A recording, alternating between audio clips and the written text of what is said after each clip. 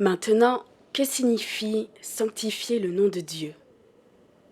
Ne soyez pas étonnés si, pour éclairer cette question, je commence par faire appel aux 4 éléments: la terre, l'eau, l'air et le feu, par lesquels le monde a été créé. Notre corps, notre cœur, notre intellect, notre âme et notre esprit sont en liaison avec les forces et les qualités des 4 éléments. À chacun de ces éléments préside un ange. C'est pourquoi, quand un initié veut se purifier, il demande à l'ange de la terre d'engloutir les impuretés de son corps physique, à l'ange de l'eau de laver son cœur, à l'ange de l'air de purifier son intellect, et à l'ange du feu de sanctifier son âme et son esprit. La sanctification est donc liée au monde le plus élevé de l'âme et de l'esprit, qui est le monde du feu, de la lumière. La sainteté s'accompagne toujours de l'idée de lumière. C'est d'ailleurs ce que nous montre la langue bulgare. En bulgare, saint se dit svetsia, et ce mot a la même racine que svetlina, la lumière.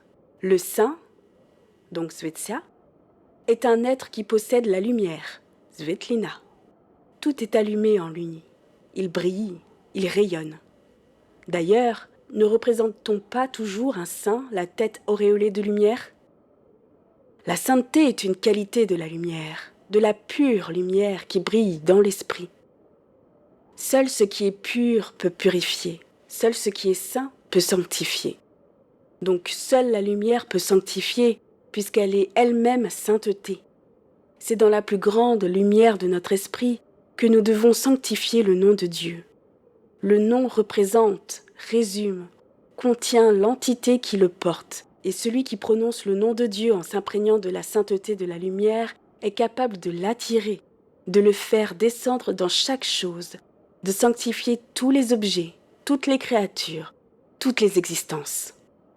Il ne faut pas se contenter d'aller dans les églises ou les temples réciter « Que ton nom soit sanctifié », mais le sanctifier réellement en soi-même, afin de vivre dans la joie extraordinaire de pouvoir enfin illuminer tout ce que l'on touche, tout ce que l'on mange, tout ce que l'on regarde. Oui, la plus grande joie qui existe au monde, c'est d'arriver à la compréhension de cette pratique quotidienne et partout où l'on va, de bénir, d'éclairer, de sanctifier. À ce moment-là seulement, on exécute la prescription que le Christ nous a donnée. Mais répéter « Que ton nom soit sanctifié » sans rien faire pour le sanctifier jusque dans ses actes, c'est n'avoir rien compris.